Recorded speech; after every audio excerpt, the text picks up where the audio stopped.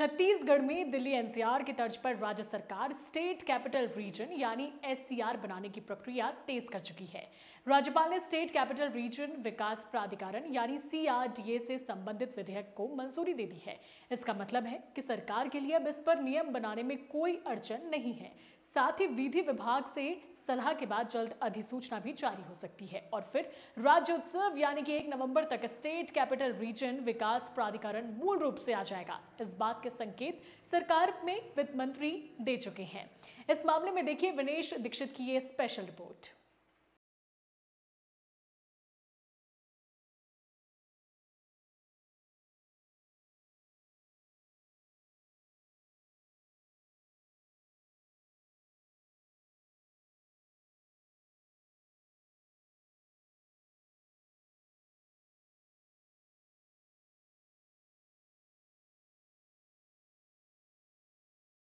के संकल्प पत्र में एनसीआर नेशनल कैपिटल रीजन की तर्ज पर एससीआर स्टेट कैपिटल रीजन का स्पष्ट रूप से बात कही गई थी।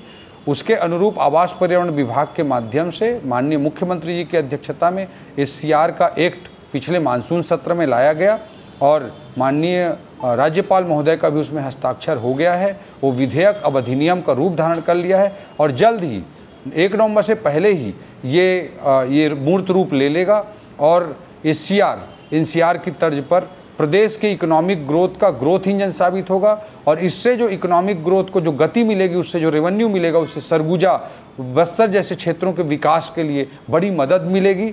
जो राजधानी क्षेत्र है रायपुर, नवा रायपुर, बिरगांव, दुर्ग, भिलाई, राजनांदगांव, इन सभी प्रकार के क्षेत्रों को तकनीकी अध्ययन के बाद स्टडी करके एक क्षेत्र का निर्धारण किया जाएगा और एक integrated economic planning NITI Aayog Bharat सरकार के सहयोग से की जाएगी ताकि छत्तीसगढ़ के भविष्य के लिए एक बड़ा ग्रोथ इंजन तैयार किया जा सके।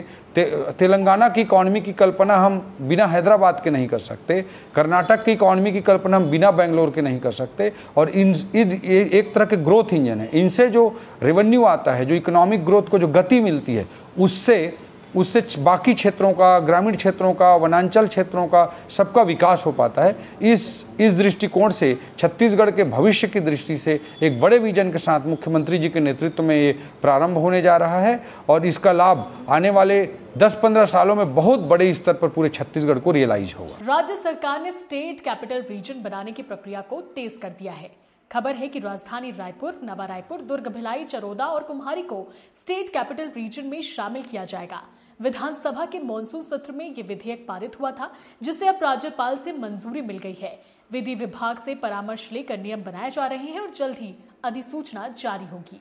हालांकि इस पर अब कांग्रेस के अपने सवाल हैं। इस मामले में कांग्रेस के प्रदेश संचार प्रमुख सुशील आनंद शुक्ला ने कुछ महत्वपूर्ण बिंदुओं की ओर ध्यान दिलाया। स्टेट कैपिटल रीजन बनाने की बातें तो की जा रही हैं, लेकिन उसके लिए सुविधा कैसे जुटाई जाएगी, उसके लिए संसाधन कैसे जुटाए जाएंगे, इन सब मामले में सरकार पूरी तरीके से मौन है। निश्चित तौर पर स्टेट कैपिटल रीजन बनाया जाना चाहिए, लेकिन उसके लिए जो नागरिक सुविधाएं हैं, विशेष तौर पर भारतीय जनता पार्टी तो पिछले 3 चुनाव से रायपुर से भिलाई, दुर्ग के बीच में मेट्रो ट्रेन चलाने की बातें की थी। स्टेट कैपिटल रीजन आप बनाने जा रहे हैं और यहाँ तक दावा करते हैं कि राजनांदगांव को भी उसमें जोड़ेंगे। तो जो मूलभूत सुविधाएं, उसके बारे में आपकी क्या विचार हैं या आपकी क्या कार्य योजना है, इसको भी प्रस्तुत करना चाहिए। अब आपको बताते हैं कि किस तरह से एससीआर बनेगा और इससे क्या लाभ होगा। सूत्रों का कहना है कि सीआरडीए का गठन नवा रायपुर विकास प्राधिकरण के जैसे होगा। इसमें मुख्यमंत्री चेयरमैन और मुख्य सचिव सीईओ होंगे। साथ ही नगरीय प्रशासन, पर्यावरण और पीडब्ल्यूडी के मंत्री के अलावा 4 विधायक और निर्वाचित सदस्य भी शामिल रहेंगे। अधिसूचना जारी होने के बाद एक कमेटी बनेगी जो कैपिटल रीजन का एरिया तय करेगी।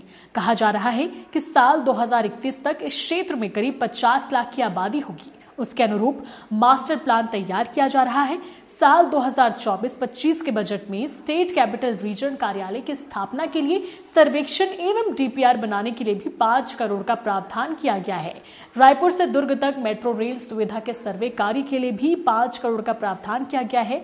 एससीआर के बनने से राजधानी और आसपास के शहरों का प्लान डेवलपमेंट होगा। साथ ही शहरी सुविधाएं, शिक्षा, स्वास्थ्य, व्यापार और वाणिज्य के लिए बेहतर और अनुकूल वातावरण तैयार होगा। इस क्षेत्र में ट्रांसपोर्ट की बेहतर कनेक्टिविटी और आधुनिक इंफ्रास्ट्रक्चर जैसी सुविधाएं बढ़ेंगी।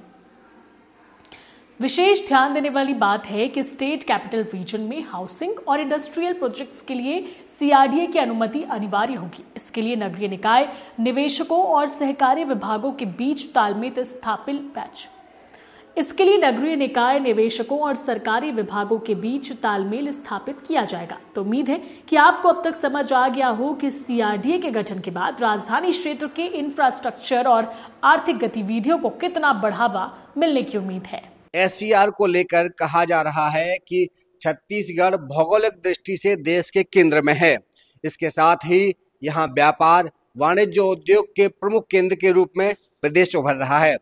मुख्यमंत्री विष्णुदेव साय की यह पहल स्टेट कैपिटल रीजन में योजनाबद्ध तरीके से शहरी विकास की बढ़ती आवश्यकता को देखते हुए शुरू की जा रही है और सरकार जल्द ही इसे पूरा करना चाहती है। दूसरी बात यह है कि बढ़ते शहरीकरण और आबादी के दबाव को कम करने के बेहतर नागरिक सुविधाएं उपलब्ध कराने के उद्देश्य से यह राजधानी कैपिटल क्षेत्र प्राधिकरण का गठन करने का प्रावधान रखा गया है। यह प्राधिकरण राष्ट्रीय राजधानी क्षेत्र यानी दिल्ली एनसीआर की तर्ज पर हैदराबाद महानगर विकास प्राधिकरण, मुंबई महानगर क्षेत्र विकास प्राधिकरण आदि की तरह विकसित किया जाएगा।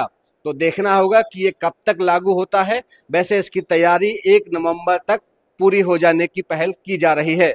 उम्मीद है कि हमारा प्रयास आपको पसंद आया होगा। अगर जानकारी आपको अच्छी लगी तो वीडियो लाइक करें, शेयर करें और अपनी बात के लिए कमेंट जरूर करें। मुझे यानी निधि भारद्वाज को दीजिए इजाजत। देखते रहें सीजी भास्कर। जय हिंद, जय भारत, जय छत्तीसगढ़।